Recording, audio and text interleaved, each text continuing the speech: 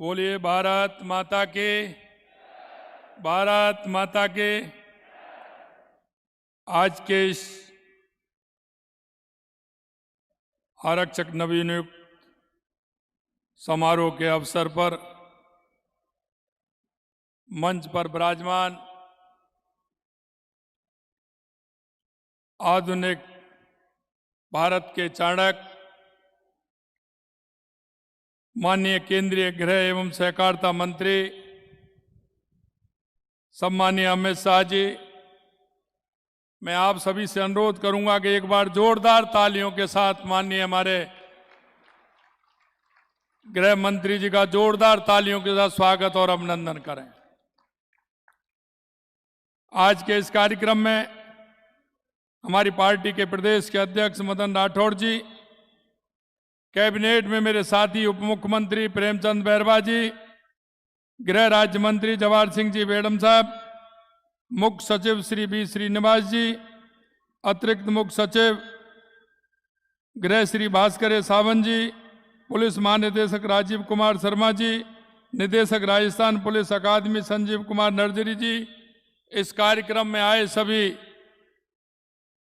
आरक्षी भाई बंधु और सभी आने वाले इस कार्यक्रम में मेरे भाई और बहनों, सबसे पहले तो मैं आप सभी का वंदन करता हूं, अभिनंदन करता हूं, आप सभी को मैं नमस्कार करता हूं। आज मैं सबसे पहले माननीय केंद्रीय गृह मंत्री श्री अमित शाह जी का राजस्थान की इस गौरवशाली धरा पर स्वागत और अभिनंदन करता हूं। यहां उपस्थित सम्मानित अतिथिगण और सभी महानुभावों को भी नमस्कार करता हूं। हम सबके लिए अत्यंत गौरव की बात है कि आज हमें देश के लोकप्रिय गृह मंत्री माननीय अमित शाह जी का सानिध्य मिल रहा है। साथियों, वर्तमान कालखंड देश की आजादी के बाद का यह अभूतपूर्व कालखंड है, जिसमें देश के यशस्वी प्रधानमंत्री श्री नरेंद्र मोदी जी और माननीय गृह मंत्री अमित शाह जी जैसे संकल्पित राष्ट्र सेवियों को मजबूत और कुशल नेतृत्व मिल रहा है।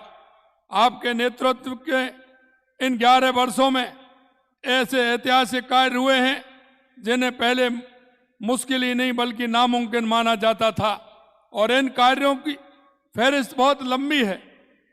आपने धारा 370 हटाकर जम्मू कश्मीर को देश की मुख्य धारा में जोड़ना और देश की एकता और अखंडता को मजबूती देने का काम किया है।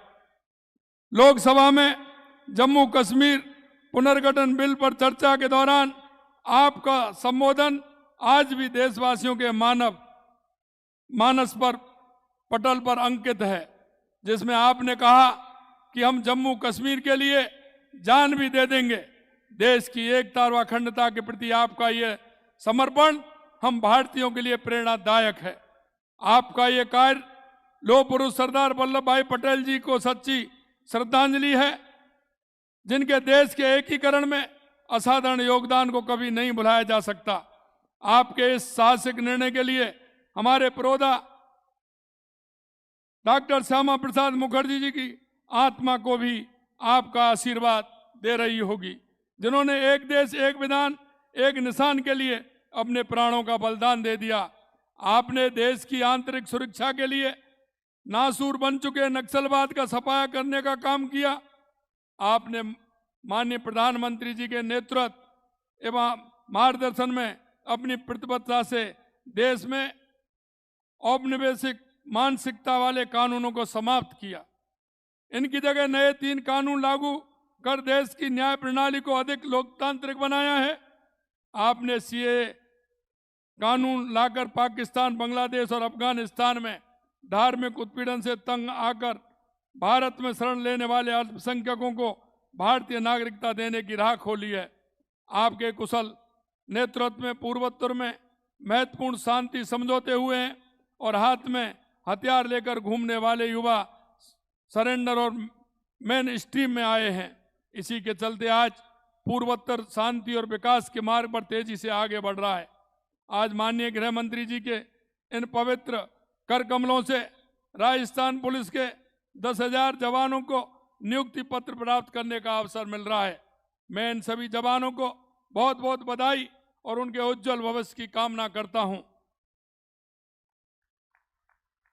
और आज साथ ही ये कहना चाहता हूं कि नियुक्ति पत्र मिलना और वह भी देश के लोकप्रिय गृह मंत्री जी के हाथों, यह आपके लिए सोने पर सुहागा है। यह आपके लिए ऐसा क्षण है जो आपके अपने पूरे जीवन, अपनी पूरी सेवा अवधि के दौरान याद रहेगा। यह क्षण हमेशा अपने कर्तव्यों को पूरी निष्ठा एवं समर्पण के साथ निभाने के लिए प्रेरित भी करेगा। आपको माननीय गृह मंत्री जी के राष्ट्र प्रथम और देश सेवा के संकल्प को आत्मसात कर हमेशा अपने कर्तव्य पथ पर अड़ग रहने की प्रेरणा देता रहेगा। हमने आप लोगों के लिए पुराने प्रशिक्षण के तौर तरीके को बदलते हुए प्रशिक्षण को आधुनिक बनाया है, जिसमें AI और उन्नत फोरेंसिक जैसी तकनीकी को शामिल किया गया है। आज माननीय गृह मंत्री अमित शाह जी के कर कमलों से भारत सरकार की खेलो इंडिया योजना के तहत राजस्थान पुलिस अकादमी जयपुर में बने मल्टीपर्पज इंडोर हॉल का लोकार्पण प्रदेश के लिए एक बड़ी सौगात है। इस मल्टीपर्पज इंडोर हॉल में सभी इंडोर खेलों के कोर्ट एक स्थान पर उपलब्ध होंगे। आज जो युवा राजस्थान पुलिस में आरक्षक के रूप में अपने जीवन की महत्वपूर्ण पारी की शुरुआत कर रहे हैं, मैं उनसे कहना चाहता हूं कि आप ऐसे समय में पुलिस सेवा का हिस्सा बन रहे हैं जब औपनिवेशिक काल के कानून अब इतिहास बन चुके हैं। उनके स्थान पर 3 नए कानून, भारतीय न्याय संहिता, भारतीय नागरिक सुरक्षा संहिता, भारतीय साक्ष्य अधिनियम देश में लागू हो चुके हैं। इन कानूनों से देश की न्याय व्यवस्था में पारदर्शिता आई है। हर पीड़ित को त्वरित न्याय मिलना संभव हो पाया है। ये कानून नई चुनौतियों का समाधान भी करते हैं। आपको इन कानूनों के प्रावधानों को अच्छी तरह समझना है और इनकी भावना के अनुरूप कार्य करना है। साथ ही आपसे ये भी कहना चाहता हूं कि आज का युग तकनीकी बदलाव का है, इसलिए आप नए कानूनों के साथ ही नई तकनीकी के बारे में खुद को अपडेट रखें और सीखते रहें। साइबर अपराध से लेकर के संगठित अपराध तक हर चुनौती के लिए सजग, सक्षम और तत्पर रहना आपकी प्राथमिकता है। राजस्थान साइबर क्राइम को ऑर्डिनेशन सेंटर R4C की स्थापना की घोषणा करते हैं।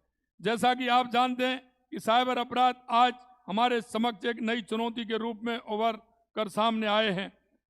इन चुनौतियों को देखते हुए यशस्वी प्रधानमंत्री श्री नरेंद्र मोदी जी और माननीय गृह मंत्री अमित शाह जी के नेतृत्व में भारत सरकार द्वारा भारतीय साइबर अपराध समन्वय केंद्र I4C की स्थापना की गई है। इस राष्ट्रीय दृष्टिकोण और अनुभव से प्रेरणा लेते हुए मुझे ये घोषणा करते हुए अत्यंत प्रसन्नता हो रही है कि माननीय अमित शाह जी के मार्गदर्शन और पहल पर प्रदेश में राजस्थान साइबर क्राइम को ऑर्डिनेशन सेंटर R4C की स्थापना की जाएगी। Rajasthan cyber crime coordination centre R4C को साइबर अपराध के क्षेत्र में एक सेंटर ऑफ एक्सीलेंस के रूप में विकसित किया जाएगा। R4C के माध्यम से राज्य के सभी जिलों के बीच साइबर अपराधों से संबंधित समन्वय, सूचना साझाकरण और अनुसंधान को एक सुदृढ़ और विकेंद्रीकरण ढांचा प्रदान किया जाएगा। R4C के माध्यम से हमारे पुलिस अधिकारियों का क्षमता संवर्धन भी होगा। कानून व्यवस्था को सुदृढ़ बनाने के लिए हमारी सरकार ने पिछले 2 साल में अनेक कदम उठाए हैं। महिला सुरक्षा के लिए 65 एंटी रोमियो स्क्वाड और 500 कायल का पेट्रोलिंग यूनिट संचालित कर रहे हैं। राज्य में 9400 CCTV कैमरे लगवाए गए।